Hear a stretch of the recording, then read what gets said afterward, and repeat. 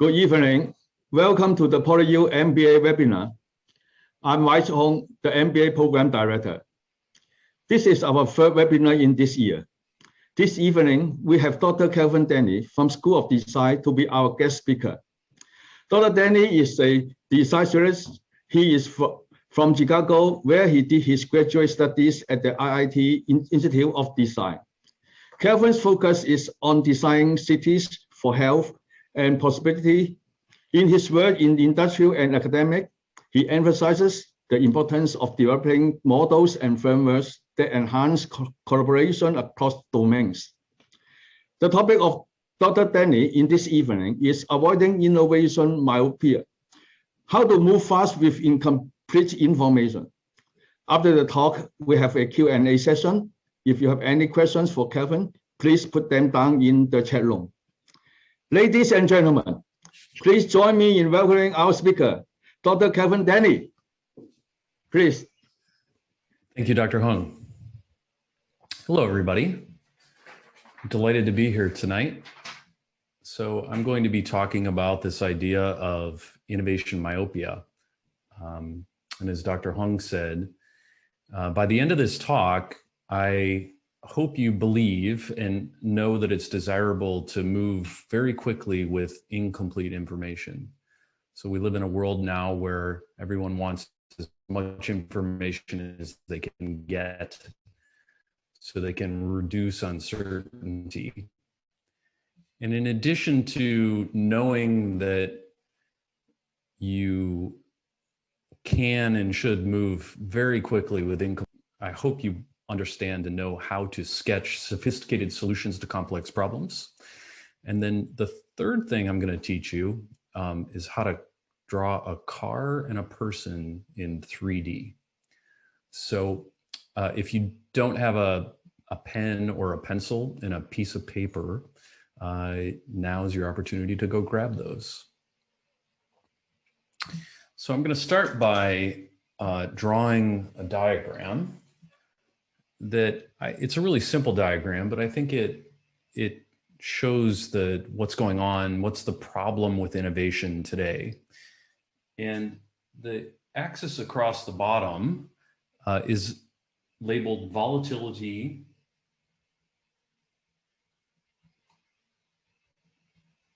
from the speed of change.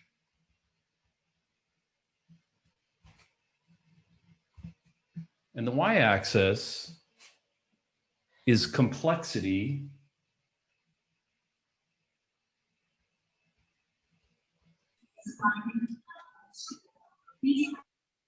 from expanding scope.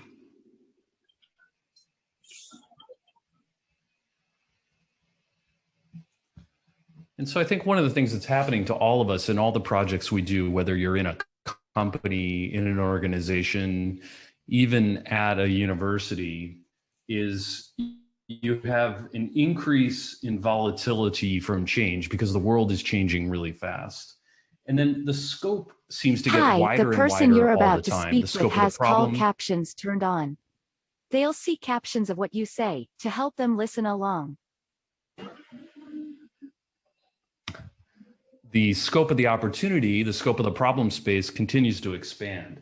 And so what's going on here is uncertainty is absolutely exploding in all of the projects that we're working on.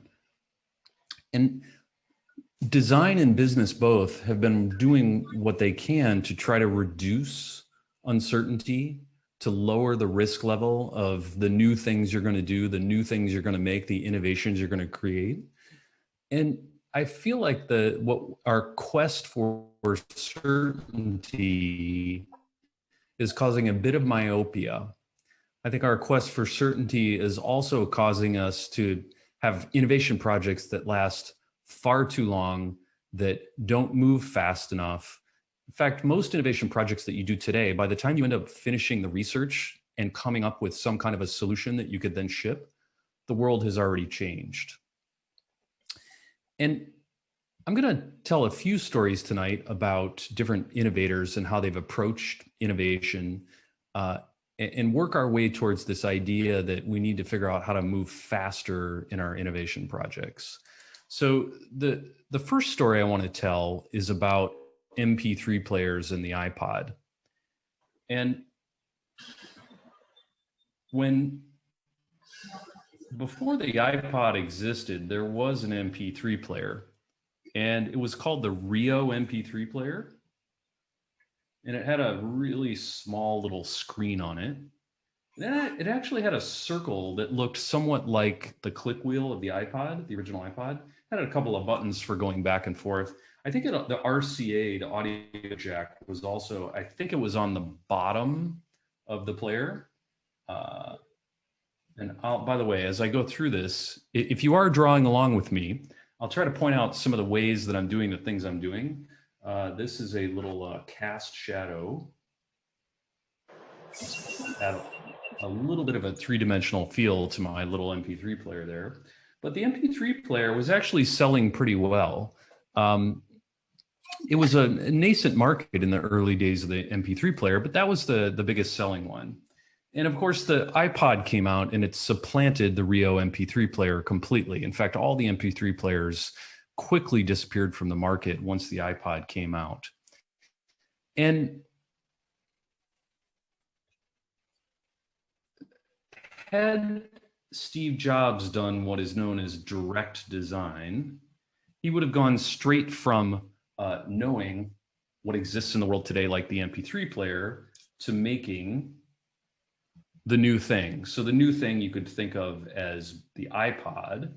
But of course, we all know that the Apple ecosystem is a lot more than the iPod. But when it came out, it had a slightly larger LCD display.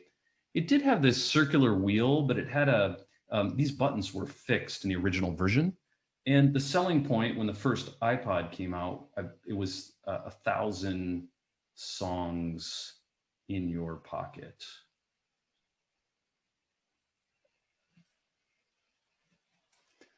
But there were a couple of other things going on in the world at the same time too. So when the Rio MP3 player came out,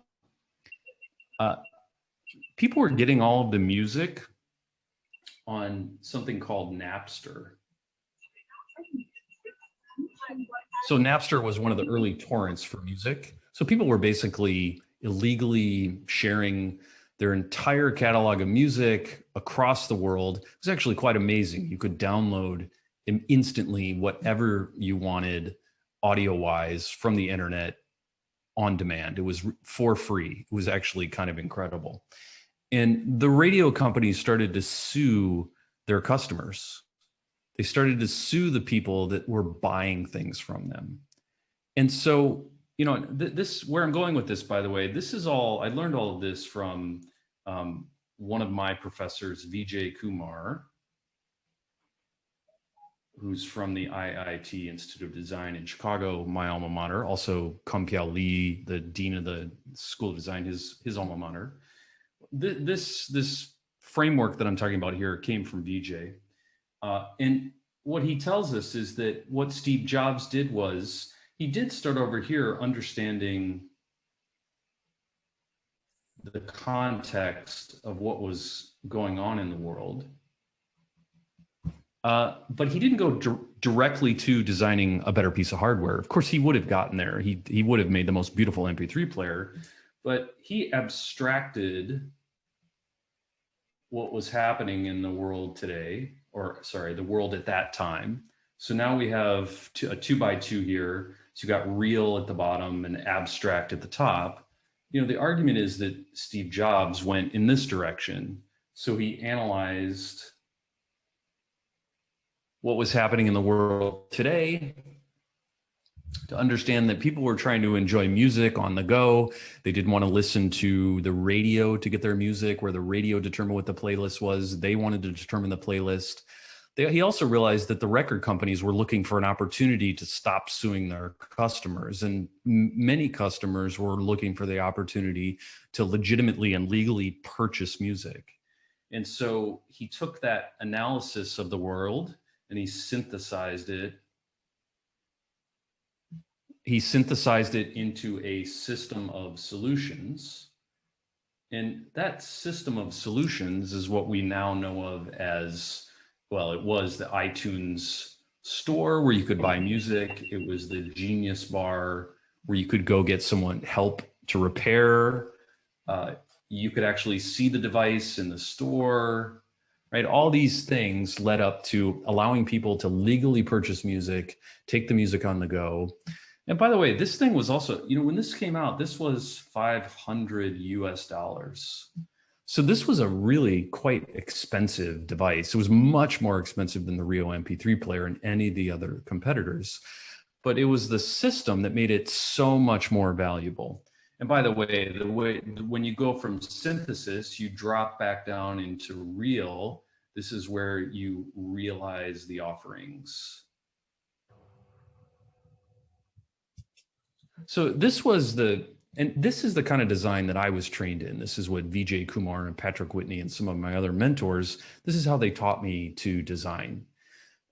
And the reason that people like Patrick Whitney at the IIT Institute of Design and Vijay Kumar came up with these methods was they wanted to reduce the uncertainty. They wanted designers to be able to go understand what's happening in the world, design solutions, systems of solutions that were sure to win. And that works. And it's actually what we teach designers today for the most part. You're trying to teach them to study the world and then use these sophisticated tools to analyze it and synthesize it into a system that's going to change the world. And that's good and that works, but it is slow and expensive.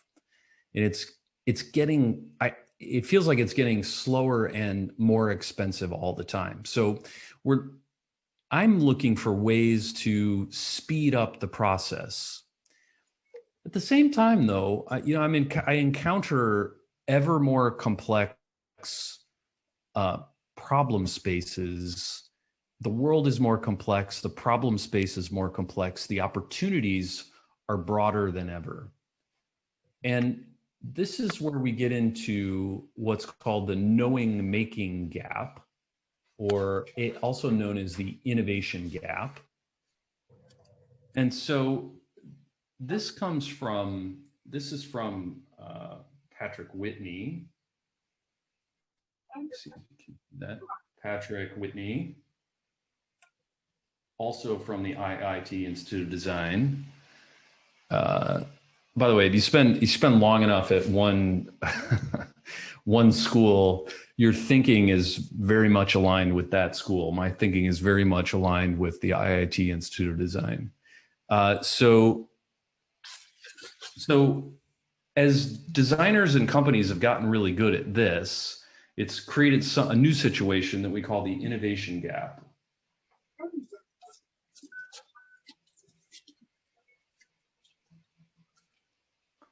Zoom in a little bit here. Let's see if I'm gonna try to zoom. Give it a sec. Nope, don't want that.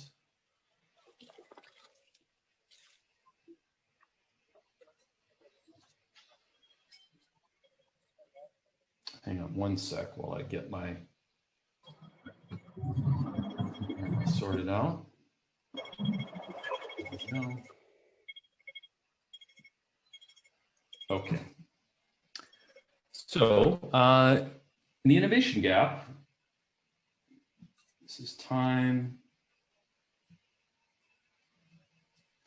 And this is institutional knowledge. So as you go up, institutional knowledge goes up, and as you go right, time goes up. And I'm going to put this kind of in a long span of time. So we've got the Industrial Revolution, the first one. We had a second one, and we're kind of, a lot of people think we're coming into a third one. The third one is perhaps the data revolution. There are a lot of revolutions going on at one time now in the business world. But what's happening is over time, companies are really getting good at how to make. Companies can make anything they want. You can come up with any concept. Designers can come up with any kind of concept. Companies can make it happen. They can attach to a business model to it. That's not a problem anymore. But what's also going on over time, institutional knowledge about, particularly about daily life and what the future will look like, is going down. And this is where we get into what's worth making. And so companies are really struggling to figure out what is worth making. And it's this space here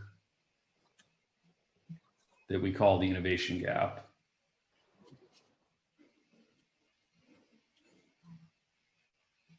And it's getting bigger over time, especially as consumer choice goes up. So consumer choice has been exploding for quite a while now, and it's increasing at an increasing rate. And so the knowing making gap, in other words, knowing what's worth making, whether you're a private company or a nonprofit trying to make the world a better place, is getting more complex and difficult to know. And as that gap widens and as the velocity of change widens, we need new tools to help us move faster. Okay, so I'm going to shift gears a little bit and tell you about a complex problem that I'm trying to point out examples of how the world is really complex, and I think it's getting more complex and moving faster. So here's one of the promises. So I said I'd teach you how to draw a person in 3D. Okay, so I'm going to draw a little figure here of a gentleman from London named Indy Johar. Really talented designer, innovator, consultant. But here's how you draw a little person in 3D.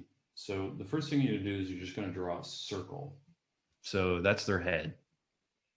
A little wider than the head, 2 lines straight down. Hopefully you're drawing along with me. Now, from the top of the shoulder, I want you to angle the line up towards the neck there. Angle the other line up towards the neck. So now you've got a head with 2 shoulders and a body. And then all we're going to do at the bottom here, it's going to be kind of a bobblehead person. We're just going to draw a curved line down here. So there we've got our little person, but it's not quite in 3D. So I'm going to add a couple of things to make it 3D. First of all, I'm going to add a little shadow coming down here in direction southwest. So that kind of puts it on the paper. I'm going to add a little bit of shading along the left side here, imagining the light is coming from the upper right. So get a little shade there. A little sketchy, just scribble along the left side there. So gives it a little dimension. And the final thing is I'm going to put a horizon line on the back. So there we go. There's our little person in 3D. Practice that every day, and in 2 weeks, you'll be able to draw little bobbleheads in your sketches. So back to Indy Johar. So Indy had a friend working in Silicon Valley in the US, and a friend of his died in a road accident in India. And the friend of the friend was in a car accident, and it just took him a very long time to get to the hospital. And he died before they were able to treat him. And so this gentleman from Silicon Valley had done quite well. He made a bunch of money, and he thought, I'm going to go back to India and see if I can work on this complex problem. And when he went, the thought was that he was going to design an app, maybe some kind of a mobile app that makes it easy for bystanders to notify the authorities to come give help. And by the way, India has one of the highest road fatality figures in the world. It's actually quite dangerous to be a passenger or in any kind of a vehicle in India. And so this gentleman moved back to his home country of India and started to look into the problem. And Oh, let's pause here. The second thing we were going to do while we get into our story here is we're talking about road accidents. So I said that I'd also show you how to draw a car in 3D. So this one's a little more complex than the person, but get your pencil back up and your paper and let's give it a try. So I'm going to draw two lines kind of far apart from each other. Make that one maybe a little longer. And then I'm going to draw another line that's a little bit longer and a little bit lower down on the paper. And it's kind of closer to this. This is the front of the car. This is the side of the car.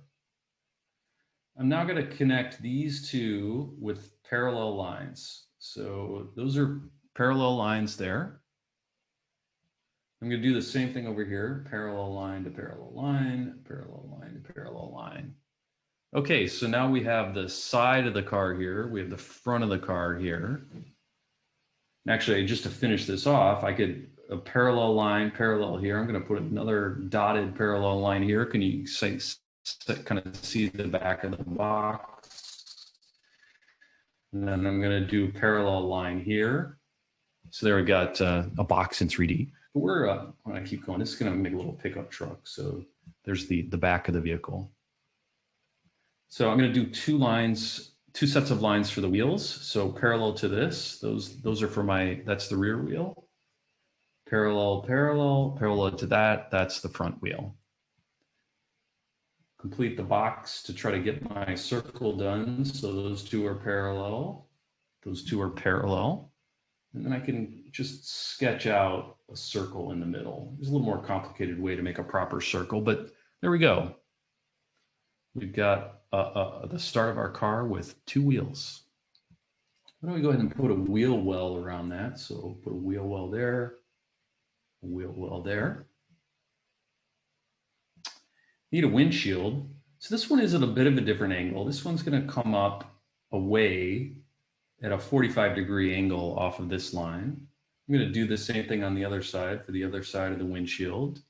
Then we get back to parallel lines, parallel line, parallel line.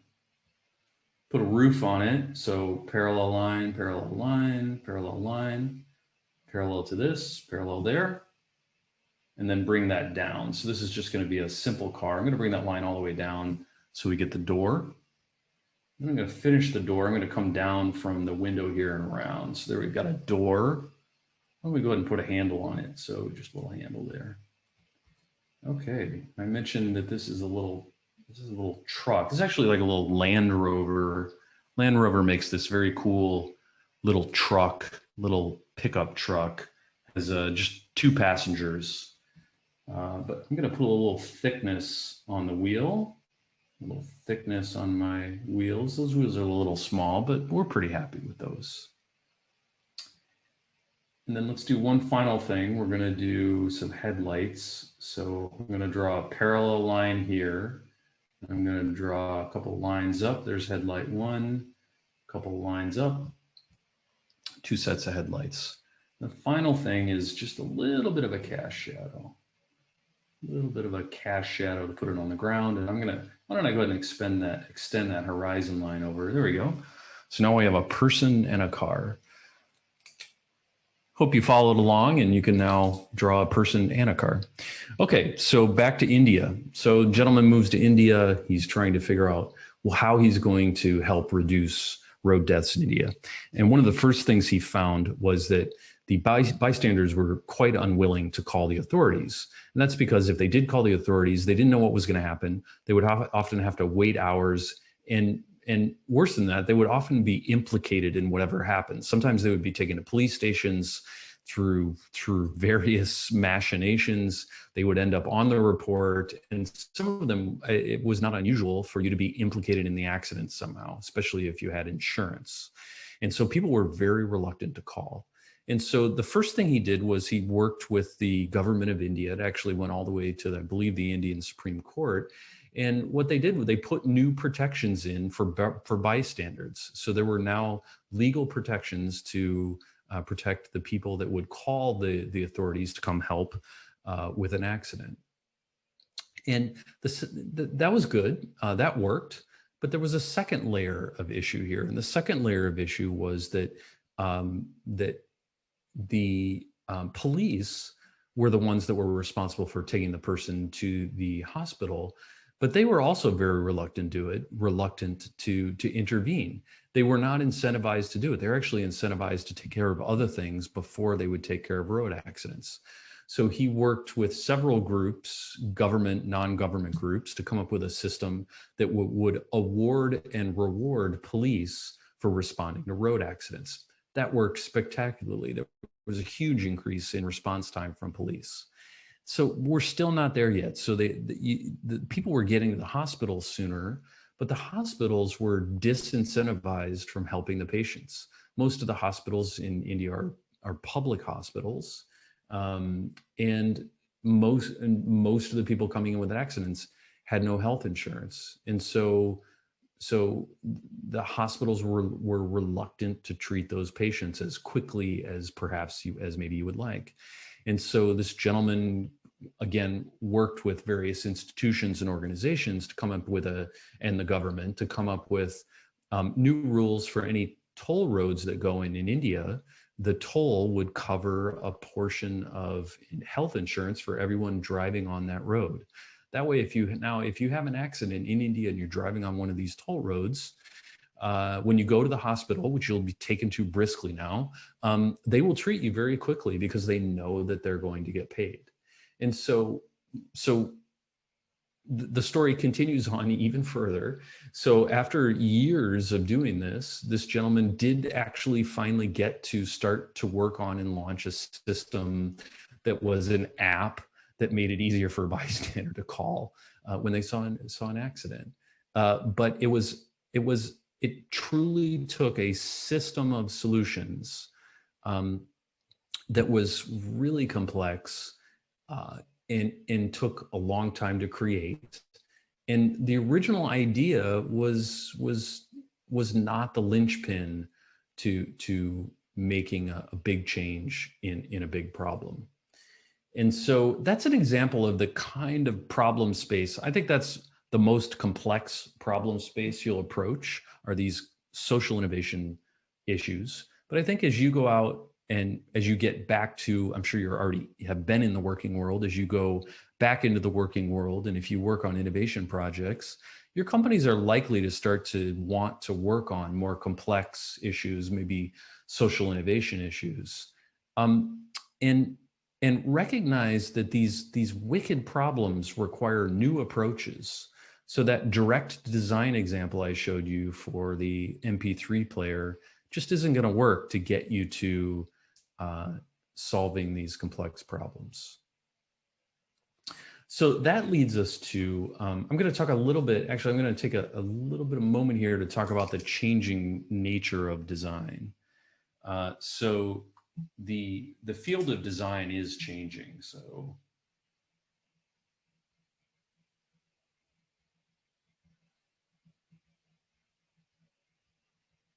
and we've got a time scale. It's always a time scale.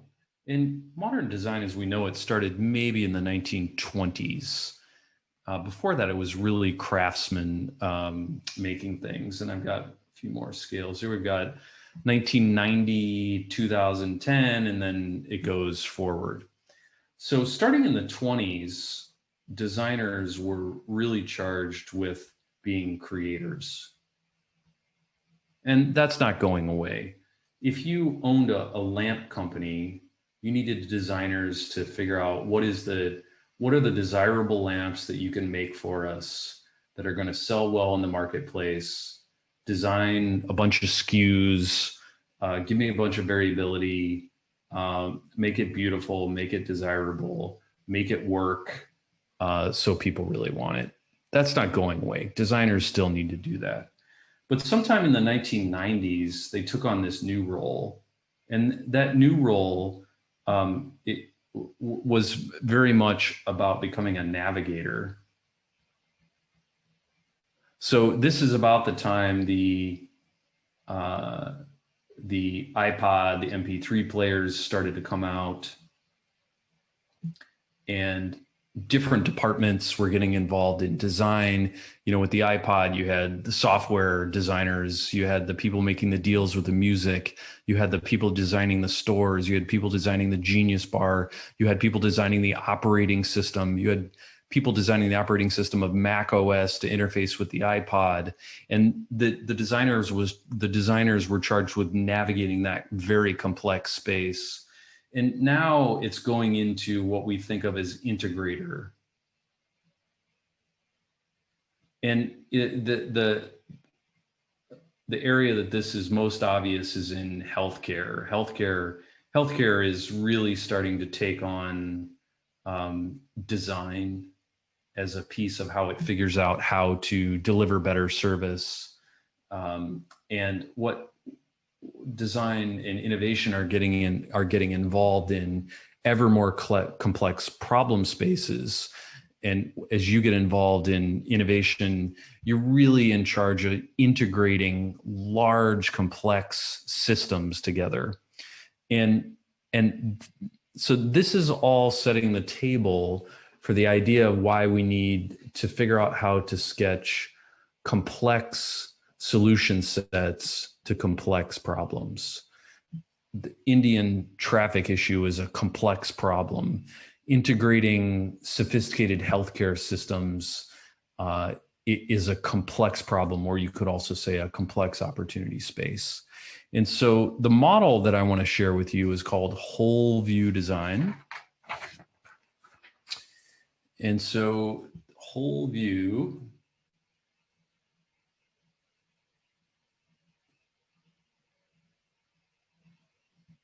So this comes from Patrick Whitney.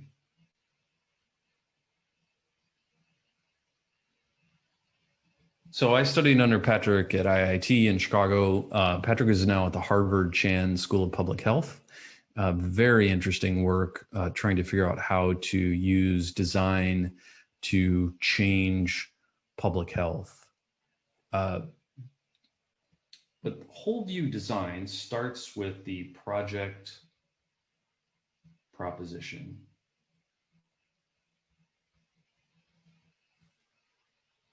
And it moves in two very important directions once you have the proposition defined.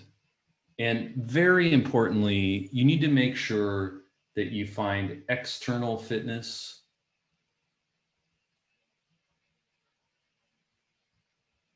and internal fitness.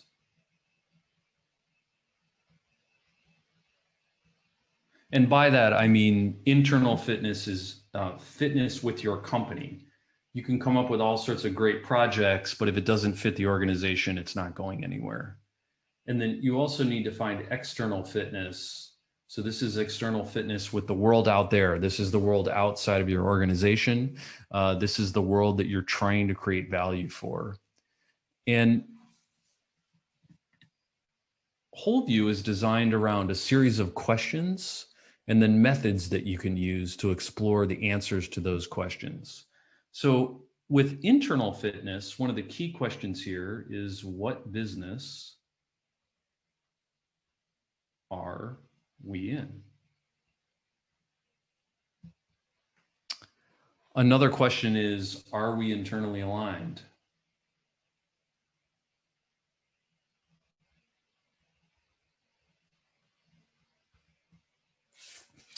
How to make it real?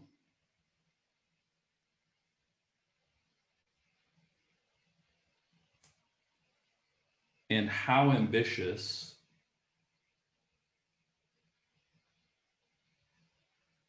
is your project? So you'll notice that those are all internally aligned. Those are all about internal fitness with your company. And you want to answer all of those questions in some detail. Oh, by the way, something to mention, I forgot to mention. Let me add something to this. So the field of design is changing, becoming integrators.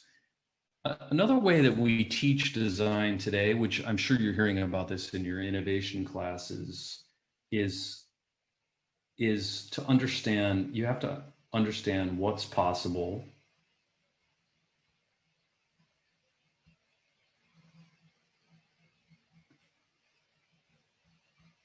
what's desirable,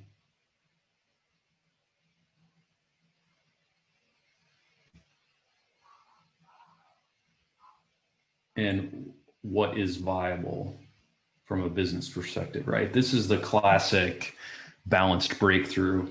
And design is what sits in the middle here. And it's trying to answer what's next. And this is mostly what we teach in design today, particularly at the graduate level. And I generally tell my students that what you need to do is you need to push all three of these balls up the hill at the same time. What designers are generally very good at is what's desirable, right? That's what design has been focused on for a long time, finding something that people really want. And design today is starting to get good, and MBA programs are starting to get good at pulling these three together, finding that sweet spot of desirability, viability, and feasibility. Back to whole view, what we're doing is we're kind of expanding on that simple, desirable, viable, feasible.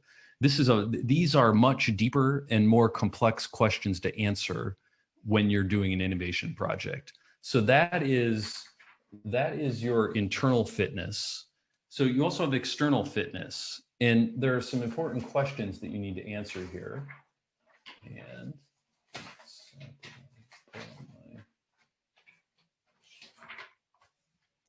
okay, so there are some important questions you have to answer here as well. So why does it create value?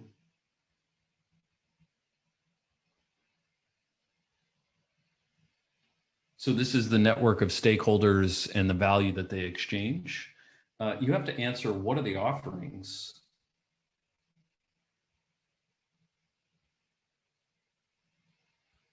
So this is where these are the things that you're actually going to make. And then you also need to understand who's it for. What are the needs and the aspirations that you're trying to fulfill with whatever you're creating? So these are the core questions that you need to answer today. And so what WholeView has for each one of these is a framework to help you do it. So the framework for what are the offerings is people, objects, environments, messages, and services. So here you could draw here's where you get the opportunity to draw your little 3D persons. You could draw that little 3D bobblehead here. Give a little shadow. Objects, you could draw another little box. Environments, draw a box, give it an interior and a door. Messages, draw a piece of paper with some writing on it. And services, these are systems that interlock together and support your system. Okay, so there's a framework that helps us answer what are the offerings. Why does it create value? So here we use something called a value web. So this is where we analyze the stakeholders and the value that those stakeholders send and receive to one another. How ambitious is your project? So you need to answer, are you doing a step, leap, or jump project? How to make it real? So this is where you identify the capabilities that your organization would need to be good at in order to realize the offering. Are we internally aligned? You use the strategy pyramid. And the strategy, this is the purpose. This is the operations. And these are the offerings. And then what business are we in? is you map the territories, the company territories, and the user terrains that you're operating in. And then you uncover the needs and aspirations of those you're trying to create value for. And one thing to note about this framework is, well, let me say, I hope you like to hire designers or do all kinds of design, because this framework requires you to do essentially every kind of design there is. So there's design management,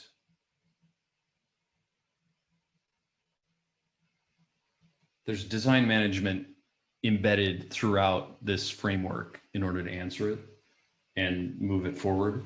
There is human-centered design.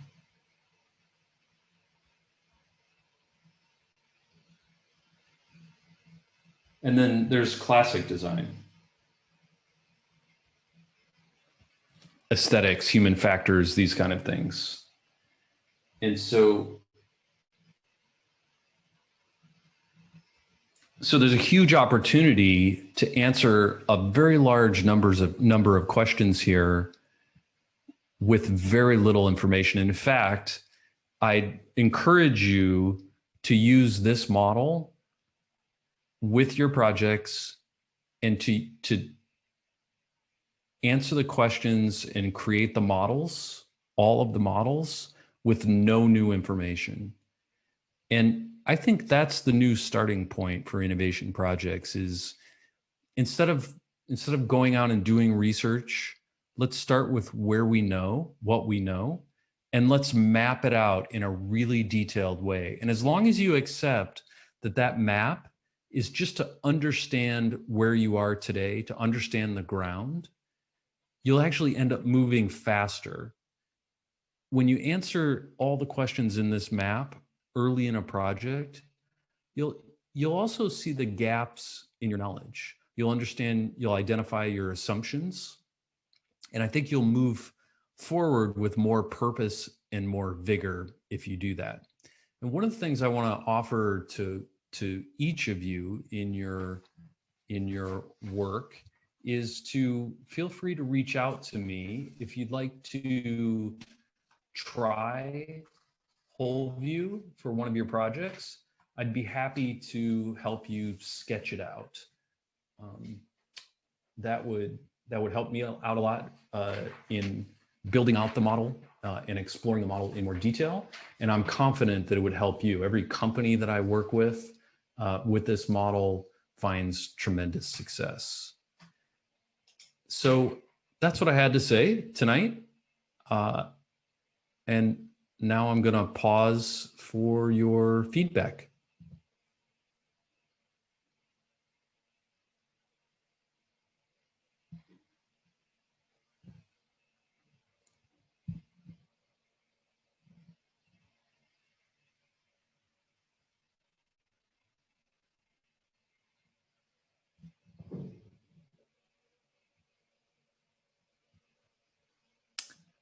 Okay. Thank you for that kind comment. So if you have questions for me, you can turn your microphone on and ask. Thank you very much, Dr. Danny. Yeah, you're welcome. Your talk is very good. Yeah. I never thought about a designer that you can help the company to sketch a problem or sketch a project. Yeah, it's amazing. Yeah, and I love your whole view design concept. Yeah, it definitely can help any company to overcome or to discuss their own problems or to look at their projects in a very initial stage to avoid a lot of different problems in the future. It's excellent. Thank you very much. You're welcome. Thank and you. Let's see, do we have any questions from the audience? Yeah, we have a Sandy. She writes down something. Great insight and comprehensive model. I have a question about human enter or traditional design. Is there one better in a certain scenario? So there, if you know there's a book called Getting Things Done, and it's kind of world famous for how to be more productive. The author is David Allen. And David Allen says, the better you get, the better you better get.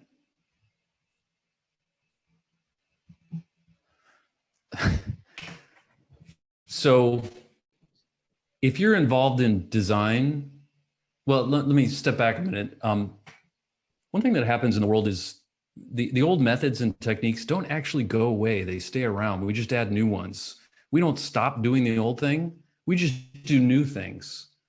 And as we get better, we have to figure out how to do the new things in addition to doing the old things.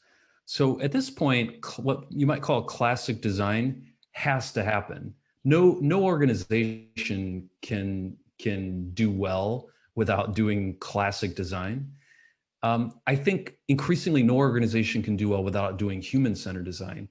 20 years ago, human-centered design was groundbreaking and at the forefront. It's now just something you have to do. And increasingly, what you need to do is look for opportunities, though, to not let user-centered design slow you down, because user-centered design can be really cumbersome, time-consuming, and expensive, and not always worth it. So you always have to do classic design. You probably always have to do user-centered design. You just have to figure out how to do it faster and better. Good, thank you. So do we have any other questions? Please type in your question in the chat room, or you can open your mic to speak. You're welcome.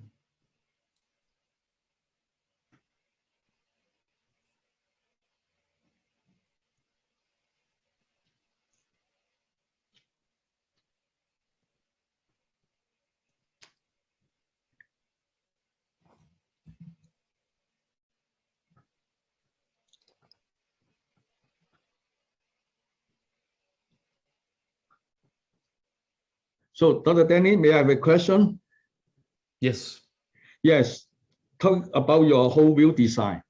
When a company, they want to use this framework, this tool, to discuss some of their internal problems.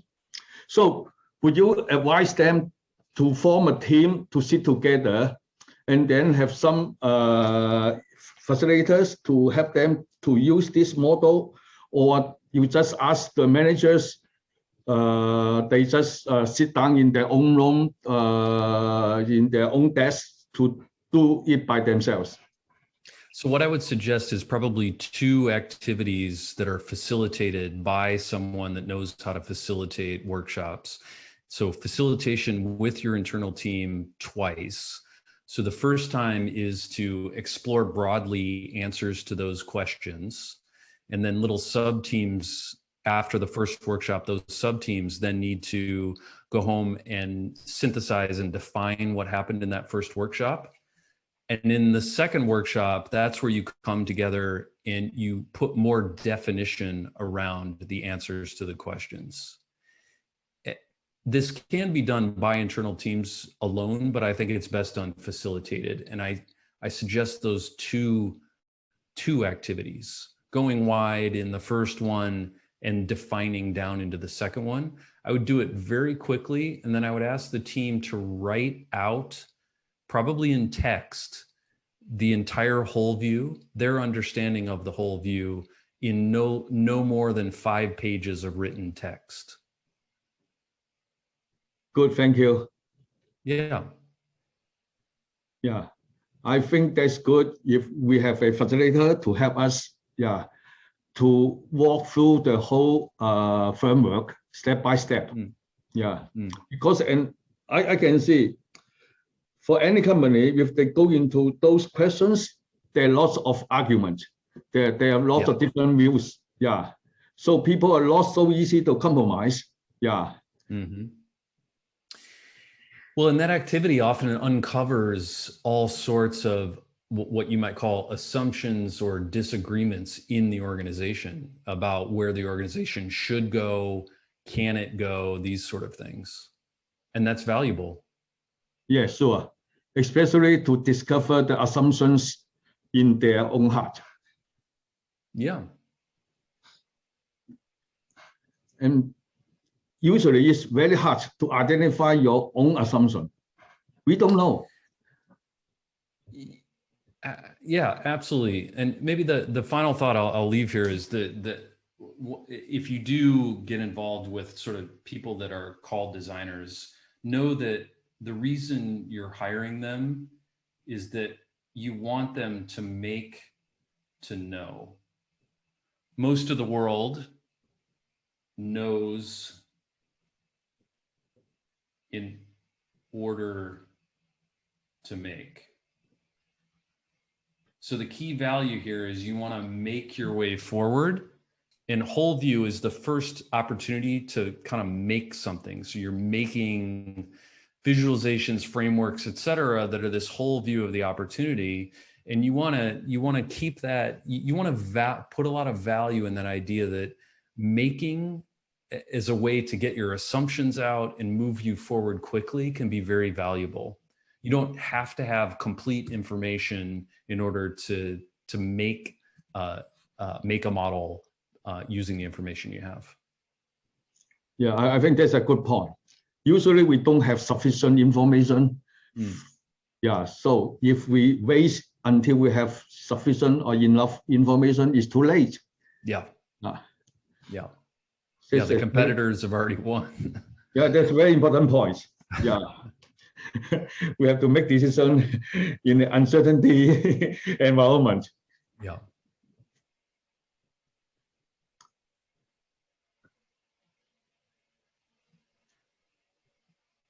Okay, let's see. Do we have any other audience raise up any questions? So if you have any questions, please either type into the chat room or you just turn on your mic to ask your questions.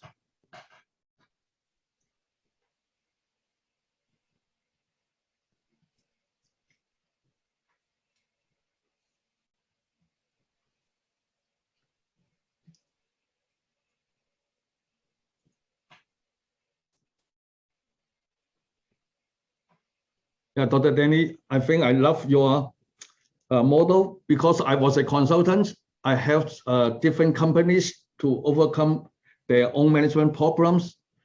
And then I find that, okay, every time, if we just go and talk, people very easy to lose focus.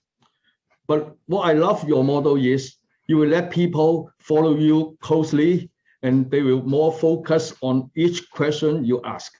Yeah. Because you help us, okay, to pay attention by follow your sketch. Yeah, when we're doing the sketching, yeah, then we have to pay attention. Then we need to digest. Why you doing this way? And then we have to pay more attention.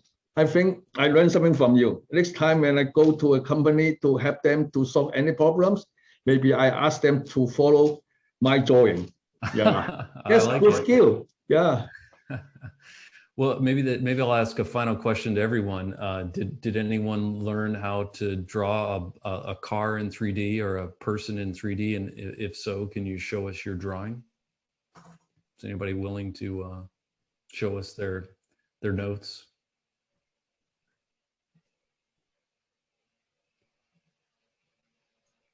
So one of the things that I often tell my students is, as a designer, they should be embarrassed by their first version, because if they're not embarrassed, that means they waited too long to show it. So encouraging them to show their work. Right. That's true. So no one want to show their work.